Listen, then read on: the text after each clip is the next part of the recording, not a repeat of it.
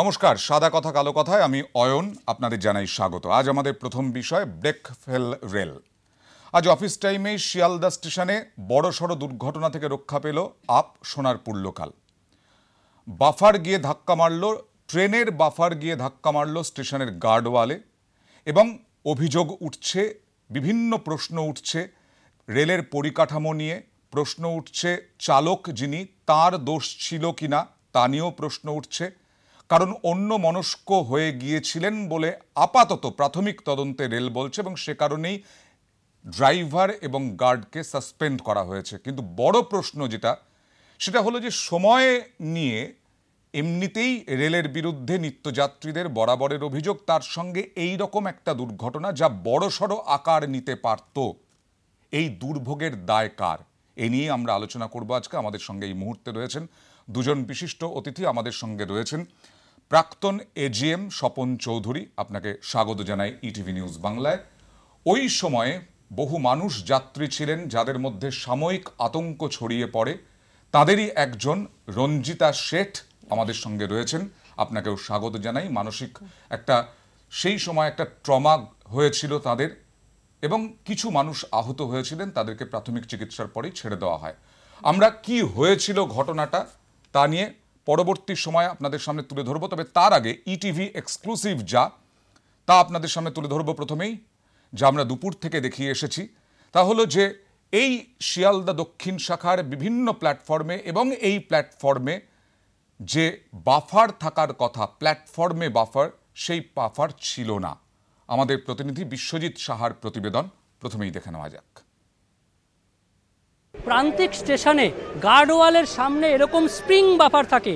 এই যে বাফার, এটা স্প্রিং বাফার, অর্থাৎ এই যে সাসপেনশন রয়েছে, গাড়ি যদি গতিবেগে এসে এই বাফারে ধাক্কা লাগে তাহলে স্বল্প গতিবেগ থাকলে কিন্তু গাড়ি সেখানেই কিছুটা দুলে আবার সংযত হয়ে যাবে, অর্থাৎ গাড়ির গতিবেগকে নিয়ন্ত্রণ করতে এরকমই স্প্রিং বাফার ব্যবহার করা হয়। কিন্তু এখানেই 12, 11, 10 এই রকম প্ল্যাটফর্মগুলোয় এই স্প্রিং বাফার ছিল। কিন্তু রেল কর্তৃপক্ষ যখন তাদের প্রাথমিক তদন্তে চালকের প্রশ্ন নিয়ে, চালকের মনোসংযোগের প্রশ্ন নিয়ে তারা প্রশ্ন তুলছেন, তাদের চালকের ভূমিকা নিয়ে প্রশ্ন তুলছেন, তখন রেল কর্তৃপক্ষের আরেকটি বড় প্রশ্ন উঠে আসছে যে এই স্প্রিং, অর্থাৎ স্প্রিং যে স্প্রিং বাফার, সেই স্প্রিং বাফার এখানে নেই কেন? অর্থাৎ এই যে 13, 14 এবং 15 এই প্ল্যাটফর্মগুলোতে কেন এই স্প্রিং বাফার নেই, শুধুমাত্র এই গার্ডওয়াল রয়েছে? তাহলে প্রশ্ন, অর্থাৎ পরিকাঠামোগত এই ত্রুটির জন্য এই দুর্ঘটনা ঘটল না তো? আবার চালকের মনোসংযোগ, সেটা নিয়েও প্রশ্ন উঠছে। আমরা এই সংক্ষিপ্ত পরিসরের মধ্যে বুঝে নেওয়ার চেষ্টা করব অনেকগুলো বিষয়। তবে স্বপনবাবু, প্রথমেই জানতে চাইব যে এই স্প্রিং বাফার না থাকাটা কতটা ত্রুটি, কতটা মারাত্মক? দেখুন, একটা সেকশন অফ রেল যেখানে শেষ হয়ে যায় সেখানে যাতে ট্রেন সেটা পেরিয়ে আরও আগে না চলে যায় সেজন্যে বাফার প্রোভাইড করার একটা ব্যাপার আছে। কিন্তু সেটা সাইডিংগুলোতে আমরা দেখি বাফার দেওয়া আছে, বা রেলেও টার্মিনাল পয়েন্টে বাফার দেওয়া আছে। কিন্তু এই বাফার ঠিক কী স্ট্যান্ডার্ডের হবে সেই সম্বন্ধে কিন্তু খুবই এটা আমার মনে হয় একটা ত্রুটি রয়ে গেছে। ঠিক কী ধরনের বাফার হবে সেটা নিয়ে খুব ডিটেল কোথাও কিছু বলা নেই। আপনি বলছেন কি ধরনের বাফার? হ্যাঁ, কোন স্ট্যান্ডার্ডের বাফার হবে, কারণ বাফারটা নির্মাণ করা উচিত এমনভাবে যাতে করে সেটা যে ট্রেনটা স্পিডে আসছে সেই ট্রেনটাকে যাতে খুব মারাত্মক ড্যামেজ না হয়, সেটাকে আটকে দিতে পারে, সেই রকম করে বানানো উচিত, দুর্ঘটনা এড়ানোর জন্য, ক্ষয়ক্ষতি, জীবনহানি ইত্যাদি এড়ানোর জন্য। কিন্তু সে সম্বন্ধে রেলের যে সমস্ত নিয়মকানুন রয়েছে তার মধ্যে এটার সম্বন্ধে খুব পরিষ্কার করে কিছু বলা নেই। এই জায়গাটা আমি আমার রেলের যারা বন্ধু আছেন, এখন যারা বিভিন্ন পজিশনে আছেন, তাদেরকে অনুরোধ করব এই ব্যাপারটা ইমিডিয়েটলি অ্যাড্রেস করার জন্যে এবং এর সলিউশনটা ঠিকমতো বার করার জন্য। কারণ বিভিন্ন স্পিড মালগাড়ি যখন আমরা চালাই তখন সাইডিংয়ে যখন যায়, সাইডিংয়ে একদম এন্ডে একটা লোহার স্ট্রাকচার বানানো থাকে, সেটা রিজিড বাফার বলা হয়। সেইখানে ছাড়িয়ে যাতে ট্রেনটা না চলে যায়। কিন্তু যদি সত্যি সত্যি অ্যাক্সিডেন্ট হয় তাহলে এই ধরনের বাফারে যে খুব বেশি প্রোটেকশন পাওয়া যায় তা নয়। স্প্রিং বাফারও প্রোভাইড করা হয়ে থাকে, বিশেষ করে যেখানে প্যাসেঞ্জারের ব্যাপার রয়েছে সেখানে প্রোভাইড করা থাকে। তাতে ইম্প্যাক্ট খানিকটা রিডিউস হতে পারে, কিন্তু সেই রিডাকশনটা এত বেশিটা নয় যে স্প্রিং বাফার থাকলে কেউ ইনজিওর্ড হবে না। কারণ আমি নিজে, আমার অভিজ্ঞতা আছে একটা ঘটনাতে, এরকম হাওড়াতে একটা হয়েছিল, তাতে কিন্তু বাফার ছিল, কিন্তু এই ঠিক একই রকমের ঘটনা হয়েছিল, কিন্তু তাতেও ইনজুরি হয়েছিল প্যাসেঞ্জারদের। আপনি বলছেন যে কি ধরনের বাফার থাকবে সেটা নিয়েও চর্চা হওয়া উচিত। সেটা নিয়ে চর্চা হওয়া উচিত, কারণ এখানে তো বাফারই নেই। আপনি যদি দেখেন ভালো করে ছবি, সেটা নিয়ে যদি রেলের ডিটেইল ইনস্ট্রাকশন থাকে, তখন রেলের যারা কর্মচারী তারা যদি সেটা ঠিকমতো পালন না করে তখন তাদের অবশ্যই শাস্তি দেওয়া যেতে পারে, ঠিক যাদের প্রোভাইড করবার কথা সেই স্ট্যান্ডার্ড মেনে। কিন্তু এখন ব্যাপারটা একটু ধোঁয়াশা মতো রয়ে গেছে, ঠিক কি স্ট্যান্ডার্ডের বাফার হবে, রিজিড বাফার হবে অথবা স্প্রিং লোডেড বাফার হবে অথবা হাইড্রোলিক বাফার হবে। আমি যেটা মেনশন করছিলাম, হাওড়ার অ্যাক্সিডেন্টের পরে তখন যিনি সিআরএস ছিলেন, আমার যদ্দূর মনে হচ্ছে সেই রিপোর্টে এনকোয়ারির পরে বলা হয়েছিল হাইড্রোলিক বাফার প্রোভাইড করার জন্য। কিন্তু হাইড্রোলিক বাফার প্রোভাইড করতে গিয়ে দেখা গিয়েছিল যে সেটা যতখানি স্পেস কনজিউম করছে এবং যে পরিমাণ তার খরচ, সেটা একটা প্রহিবিটিভ ব্যাপার হয়ে দাঁড়াচ্ছিল। এবং সেই বাফার প্রোভাইড করতে গেলে এতখানি জায়গা জুড়ে তার কংক্রিট স্ট্রাকচার এবং তারপরে লোহার স্ট্রাকচার ইত্যাদি প্রোভাইড করতে হবে, যে ট্রেন 10 বগি বা 12 বগির ট্রেন চালানোই যাবে না হয়তো। কাজেই সেই জন্য সেটা ইমপ্লিমেন্ট করা যায়নি সমস্ত প্ল্যাটফর্মে, 2-3টে প্ল্যাটফর্মে সম্ভবত করা হয়েছে। তা ব্যাপারটা এইখানে রয়েছে। এখন রেলের একটা স্ট্যান্ড পয়েন্ট বরাবর চলছে, সেটা হচ্ছে যেহেতু ইএমইউ ট্রেন কোথায় দাঁড়াবে, কোথায় তার ইঞ্জিনটা দাঁড়াবে ফ্রন্টে, সেইটা মার্ক করা আছে এবং ধরে নেওয়া হচ্ছে যে ড্রাইভার সেটাকে ক্রস করবে না। সেটাকে ক্রস করা তার জন্যে মানে সে একটা ভুল কাজ করছে, তাকে তার জন্য পানিশ করাই যেতে পারে। কিন্তু তার আগে যদি সে ভুল করে তাহলে যাতে যাত্রীদের কোনো ক্ষয়ক্ষতি খুব বিশাল পরিমাণে না হয়, সেই জন্যে একটা টেকনিক্যাল, একটা মেকানিক্যাল, একটা ইঞ্জিনিয়ারিং সলিউশন থাকা দরকার ছিল। অবশ্যই সেইটা যথেষ্ট পরিমাণে নেই। অনেকগুলো প্ল্যাটফর্মে হয়তো স্প্রিং লোডেড অফার রয়েছে, কিন্তু তাতেও যে সত্যি সত্যি এই ধরনের ইনসিডেন্ট প্রিভেন্ট করা যাবে তা মনে হয় না। চালকের ভুল না ঠিক না মনোসংযোগ নষ্ট হয়েছিল, সেগুলো পরবর্তীকালে অবশ্যই তদন্ত সাপেক্ষ বিষয় এবং এ নিয়ে আলোচনাতেও আসবো। মাইক্রো লেভেলের ব্যাপার। একদমই।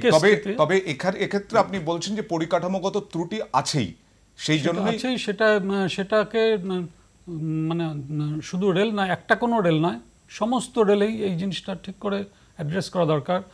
এই ঘটনা বম্বেতেও হয়েছে, আমাদের এখানে হাওড়া শিয়ালদাতেও হয়েছে, অন্যান্য রেলেও হয়েছে, কিন্তু এই ব্যাপারটি অবশ্যই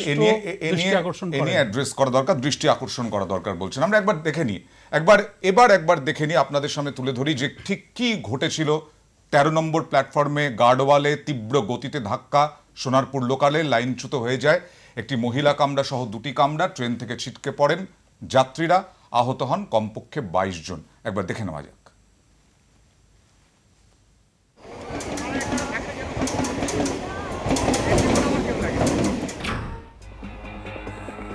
বুধবার সকাল 10:30 অফিস টাইম, শিয়ালদহ দক্ষিণ শাখা 13 নম্বর প্ল্যাটফর্ম ভিড়ে ঠাসা।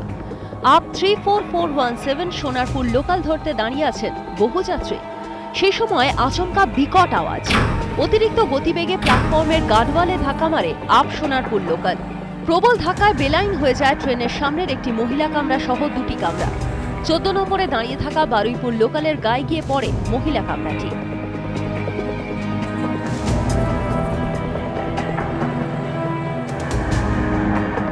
পাশাকাছে অবধি ঠিকই ছিল, তারপরে একটু স্পিড নেয়।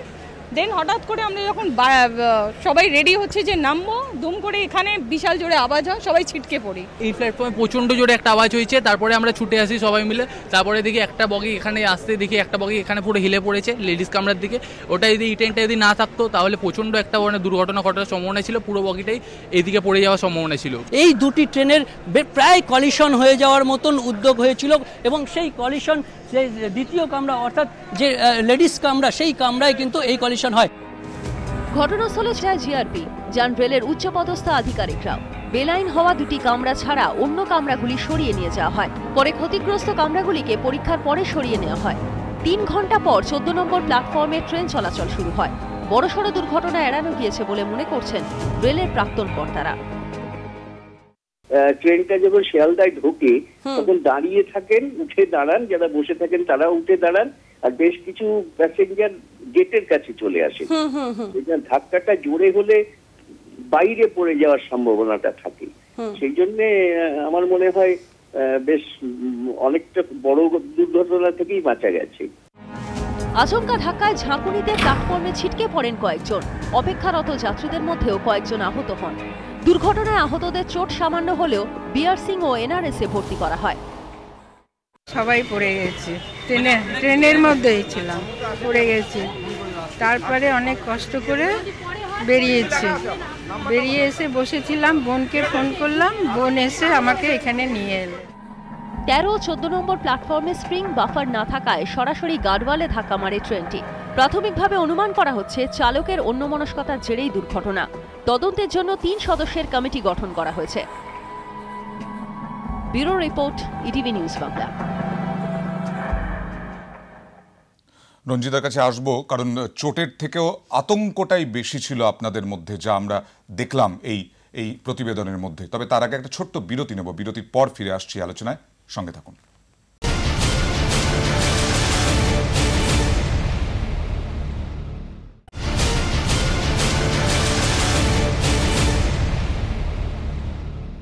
বিরতির পরে আরো একবার আপনাদের জানাই স্বাগত। রঞ্জিতা, আপনার কাছে যাব, কি অভিজ্ঞতা হলো তখন ঠিক সেই মুহূর্তটায়?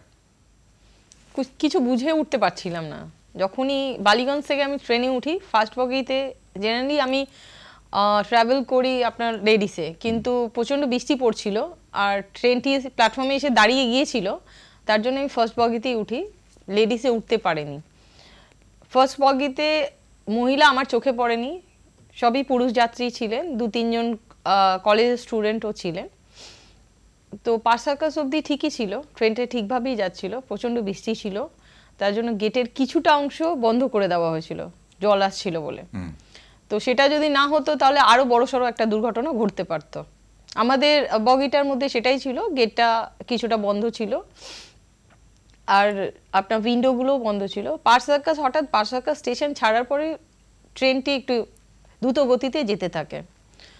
আর আমার মনে হয় দুর্ঘটনাটা এড়ানো যেত যদি প্ল্যাটফর্মে ঢোকার সময় গতিটা নিয়ন্ত্রিত থাকতো। গতি নিয়ন্ত্রণে ছিল না। আমি তো নিত্যযাত্রী, রোজই প্রায় আমাকে যেতে হয় ট্রেনে করে, তো প্ল্যাটফর্মে ঢোকার সময় দেখা যায় একটু স্লো মোশনে যায়, কিন্তু আজকে যেটা হয়েছে উনি ঠিক রাখতে পারেননি গতিটা। আর উনি যেটা বললেন যে পরিকাঠামোগত একটা ত্রুটি ছিল, সেই সময় যাত্রীদের মধ্যে বা আপনারা যারা ছিলেন ট্রেনে, এই যে ঘটনাটা ঘটলো, কি ফিল করলেন সেই সময়? হঠাৎ করে কোথাও কিছু নেই, আমরা ভাবছিলামই যে নামবো, স্টেশন এসে গেছে, আমি রড ধরে দাঁড়িয়েছিলাম, তখন নামার জায়গা অপেক্ষায় ছিল, হ্যাঁ রড ধরে দাঁড়িয়েছিলাম। হঠাৎ করে প্রচন্ড আওয়াজ হলো, আমার হাতটা রড থেকে ছেড়ে যায়, ডান দিকে মাথাটা পুরো রডের মধ্যে লাগে গিয়ে, তখন কিছুটা ব্যথাও অনুভব করি। বাকি যাত্রীরা সবাই, পুরুষ যাত্রী যত ছিলেন বগিতে, সবাই নিচে শুয়ে পড়লেন। মানে সবাই জানে যে ট্রেনটা এবার থামবে, সেইরকম নামার প্রস্তুতি নিচ্ছিলেন, তো সেইভাবে শক্তভাবে কিছু ধরেছিলেন না, পুরো একদম শুয়ে পড়লেন। প্রায় অনেকেরই চোট লেগেছে তাতে। তো ট্রেন থেকে নামার পরে যত যাত্রীরা ছিলেন সবাই দেখলাম ড্রাইভার গার্ডকে ঘেরাও করেছেন যে কেন এরকম ঘটনা ঘটলো, ট্রেনে এটা কি করে সম্ভব। বাসে ব্রেক ফেল বা আপনার ব্রেক মারলো, সামনে মানুষ থাকে, সেটা মেনে নেওয়া যায়, বাট ট্রেনে এটা ফার্স্ট এক্সপিরিয়েন্স যে এরকম ঘটনা ঘটতে পারে। আমি আসবো, আমি এইখান থেকে স্বপ্নবাবুর কাছে যাবো যে বৃষ্টি পড়ছিল, উনি বললেন বৃষ্টিটা কোনো কারণ হতে পারে কিনা, 1 নম্বর। 2 নম্বর হচ্ছে ইএমইউ স্টপ যেটা লেখা থাকে, আপনি বললেন স্বপনবাবু যে ইএমইউ ট্রেনের জন্য একটা নির্দিষ্ট জায়গা থাকে যেখানে এসে থামাবেন চালকের ওপরে আপাতত চালকের ওপর দিয়ে গেছে বিষয়টা, কারণ চালককে সাসপেন্ড করা হয়েছে, গার্ডকেও সাসপেন্ড করা হয়েছে। কি হতে পারে বলে আপনার মনে হয় এই দুর্ঘটনার কারণ? দেখুন, ইএমইউ ট্রেন অন্য ট্রেনের থেকে বাই নেচার একটু আলাদা। এই ট্রেনগুলোর অ্যাক্সিলারেশন এবং ডিসিলারেশন দুটোই খুব অল্প স্পেসের মধ্যেই হতে পারে। যে ট্রেনগুলো শিয়ালদাতে ঢুকবে তারা ঠিক কোন জায়গা থেকে তাদের ব্রেক কন্ট্রোল করবে সেটা তাদের এক্সপিরিয়েন্স অনুযায়ী তারা জানে এবং তারা সেইখানেই ব্রেক অ্যাপ্লাই করতে থাকে। এখন যেটি বৃষ্টির কথা বলা হলো, এখন এই বৃষ্টির ফলে ভিজিবিলিটি কতটা এফেক্টেড হয়েছিল এবং ড্রাইভার নির্দিষ্ট যে জায়গা থেকে উনি নর্মালি ব্রেক অ্যাপ্লাই করতে থাকেন সেটা ছাড়িয়ে গিয়েছিলেন, বুঝতে পারেননি, সেটা হতে পারে।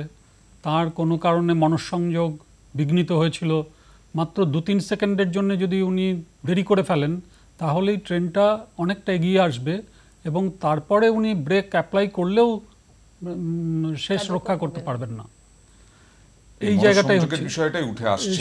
সেটা কি কারণে হয়েছিল সেটা উনিই বলতে পারবেন, অথবা উনি দেখতে পাননি ঠিক করে যে কত দূর এগিয়ে গেছেন, প্ল্যাটফর্মে কতটা ঢুকে পড়েছেন সেটা হয়তো বুঝতে পারেননি। এরকম অনেক কিছু হতে পারে। এগুলো সেটা ঠিক সেই সময় যারা প্রেজেন্ট ছিলেন, ড্রাইভার, গার্ড, তারাই বলতে পারবেন। কিন্তু তাদের যে রেলের আইন অনুযায়ী, নিয়ম অনুযায়ী যে তাদের একটা গাফিলতি হয়েছে বিরাট এবং প্যাসেঞ্জার ইনজুরি হওয়া মানে এটা কনসিকুয়েন্সিয়াল অ্যাক্সিডেন্ট, এটা সব থেকে বড় ক্লাসিফিকেশনের, মানে লোক মারাও যেতে পারত, সেই ধরনের অ্যাক্সিডেন্ট। এবং এক্ষেত্রে তাদের বিরুদ্ধে তো রেল খুব কড়া ব্যবস্থায় নেবে, কিন্তু সেটার কিছু কিছু হয়তো সার্কামস্ট্যান্সিয়াল এমন কিছু থাকতে পারে যে ওনারা হয়তো উনি কোনো ড্রিঙ্কস নেননি, কোনো ইনটক্সিকেটেড ছিলেন না, ঠিকমতো ডিউটি করছিলেন, সবই ঠিক ছিল, কিন্তু শেষ মুহূর্তে 1-2 সেকেন্ডের কোনো একটা মনোসংযোগ হারানোর কথা বলছেন আপনি, তার গোলমাল হতেই পারে সেক্ষেত্রে। কিন্তু রঞ্জিতা, যে বিষয়টি উঠে আসছে যে ড্রাইভারের বিষয়টা, চালকের বিষয়, গার্ডের বিষয়, আপনারা তারপরে কথাটা বললেন, তারপর যখনই আমি জানি না ব্যাপারটা মানে সত্যি কিনা, তারপর দেখলাম যত যাত্রী সব বগি থেকে নেমে ড্রাইভারকে গার্ডকে ঘেরাও করে, সবার একটাই বক্তব্য, নেশা করেছিল, মদ্যপ অবস্থায় ছিল। সুস্থ মানুষ এইরকম ঘটনা ঘটাতে পারে না তাদের মতে, কারণ যখন প্ল্যাটফর্মে ঢুকছিল ট্রেনটি, সেটা যদি গতিবেগ মেনে নিয়ন্ত্রণ করে যদি চালানো হতো, গতিবেগ নিয়ন্ত্রিত থাকতো, তাহলে এই সমস্যা হতো না, এই প্রবলেম আসতো না। আপনারা চালকের কাছে গিয়েছিলেন? হ্যাঁ, আমার মাথায় বললাম না, রড দিয়ে লাগাতে আমার একটু ব্যথা ফিল হচ্ছে। সবাই ঘেরাও করেছিলেন, যত পুরুষ যাত্রী ছিলেন সবাই ঘেরাও করেছিলেন। সবার একটাই বক্তব্য, কি আপনি কি মদ্যপ অবস্থায় গাড়ি চালাচ্ছিলেন, মানে সুস্থ অবস্থায় নেই, এইরকমই কথা উঠেছিল। সব যাত্রী একই অভিযোগ যে সুস্থ অবস্থায় এরকম ঘটনা ঘটানো যায় না। তারপরে মানে এই ঘটনা ঘটার পরে আপনি স্টেশনে দাঁড়িয়ে রেলের তৎপরতা কতটা দেখেছেন? যে যাত্রীরা তো একটা অ্যাক্সিডেন্ট হয়েছে, আপনারা তো অ্যাক্সিডেন্টের মধ্যে পড়েছেন, সেখান থেকে ওভারকাম করার জন্য না সেরকম তৎপরতা দেখা যায়নি, ইনিশিয়ালি সেরকম দেখা যায়নি যে এরকম একটা দুর্ঘটনা ঘটেছে সবাই মিলে আসা। রেলওয়ে কর্মী তো ওখানে থাকেন, রেল কর্মী প্রচুর, আচ্ছা, সঙ্গে সঙ্গে সেরকম দেখা যায়নি। স্বপনবাবু, এই ক্ষেত্রে যে বিষয়টা উঠে আসছে যে 2013তেও বা এর আগেও নাকি এই প্ল্যাটফর্মে, 13 নম্বর প্ল্যাটফর্মে এরকম ঘটনা ঘটেছে। এখানে কোনো এরকম বিষয় হয় যে বিভিন্ন যে প্ল্যাটফর্ম, একই স্টেশনে বিভিন্ন প্ল্যাটফর্ম, সেই প্ল্যাটফর্মের মধ্যে কোথাও পরিকাঠামোগত মানে লাইন পাতার ক্ষেত্রে বা মাটির ক্ষেত্রে, এই ইনফ্রাস্ট্রাকচারের ক্ষেত্রে কোনো রকম কোনো অসুবিধে থাকতে পারে, একটার সঙ্গে আরেকটার কোনো তফাৎ থাকতে পারে? তফাৎ থাকতেই পারে কি পারে না সেটা বলা মুশকিল। সেটা তো কোন লাইন কোন সময়ে তৈরি হয়েছে, কোনটা আগে তৈরি হয়েছে, কোনটা পরে তৈরি হয়েছে, পরবর্তীকালে এসছে, এই লাইনগুলো আমার মনে হয় অনেক দিন ধরেই আছে। কাজেই তাদের কম্প্যাক্ট হওয়ার মানে সেই সমস্ত কোনো সমস্যা আছে বলে আমার মনে হয় না। এবং রেল লাইনেও কোনো সেরকম সমস্যা আছে এই ঘটনাতে তার কোনো কিছুই উঠে আসে না। এটা যেটা হতে পারে একমাত্রই হচ্ছে যে ড্রাইভার ঠিকমতো শেষ মুহূর্তে চালাতে পারেনি। সে আসছে কিন্তু সোনারপুর থেকে, এর আগেও হয়তো সে আজকের দিনেই হয়তো সে দেখা যাবে আরও ডিউটি করেছে, বা আজকের দিনে সে হয়তো সোনারপুর থেকে ডিউটি পিক আপ করেছে, কিন্তু শিয়ালদা আসা পর্যন্ত তার কোনো অ্যাবনর্মালিটি কারোর কোনো নজরে আসেনি। তার গাড়ি চালনায় কোনো রকমের কোনো ফল্ট ছিল না। কাজেই সে শিয়ালদায় অ্যাক্সিডেন্ট করার পরে এটা স্বাভাবিক, এটা পাবলিকের রিয়াকশনটা কোনো অস্বাভাবিক কিছু নয়, কিন্তু সেটা যে সত্যি সেটাও নাও হতে পারে। হ্যাঁ, সেই জন্য রেল সঙ্গে সঙ্গে কি করে যে কোনো অ্যাক্সিডেন্ট হলেই প্রথমে ড্রাইভারকে, বিশেষ করে ড্রাইভার এবং গার্ড, তাদের টেস্ট করিয়ে নেওয়া হয়, তাদের টেস্ট করিয়ে নেওয়া হয় না, তাদের সঙ্গে সঙ্গে এক তো তারা ডিউটিতে যখন টার্ন আপ করে তখনই তাদের চেক আপ করানো হয় যে তারা ড্রিঙ্ক করেছে কিনা, ইনটক্সিকেটেড কিনা। তেমনি এই অ্যাক্সিডেন্ট হওয়ার পরে তার প্রথম কাজ হচ্ছে তাকে ডাক্তারের কাছে নিয়ে গিয়ে টেস্ট করিয়ে নেওয়া, এবং তাতে প্রমাণ থাকবে যে সে প্রাথমিকভাবে তাদের ওপর দিয়েই গেল বিষয়টা। তদন্ত পরবর্তী সময়ে হবে এবং কি কারণে দুর্ঘটনা সেটা উঠে আসবে হয়তো কমিটি বলবে। নিশ্চয়ই আমরা শেষ করব। অবশ্যই আপনাদের দুজনকে অনেক ধন্যবাদ, এবং আমরা চাইব যাতে নিত্যযাত্রীদের প্রতিদিনের হয়রানি, যেটা নিত্যযাত্রীদের অভিযোগ সময় নিয়ে, এবং তার সঙ্গে সঙ্গে এই রকম দুর্ঘটনার মধ্যে পড়ে আতঙ্কে পড়তে না হয়, এই ব্যাপারে রেল কর্তৃপক্ষ আরও সজাগ হবে, সতর্ক হবে। আপনাদের দুজনকে অনেক ধন্যবাদ।